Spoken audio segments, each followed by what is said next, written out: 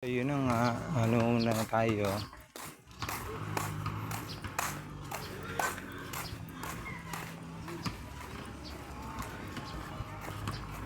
Short vlog tayo ngayong umaga dito sa pabahay.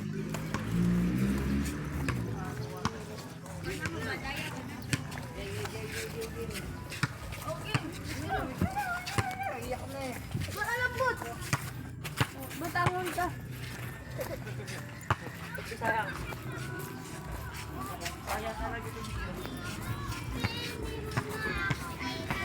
Oo, yung mga bata nagkakantaan.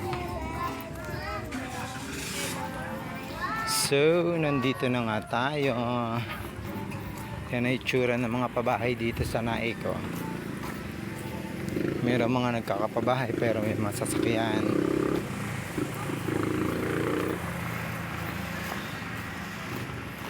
May bagyo yata, laging umaambon. Yan.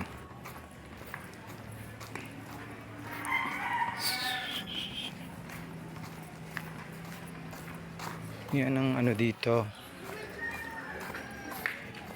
Sistema dito ng pabahay pag umaga.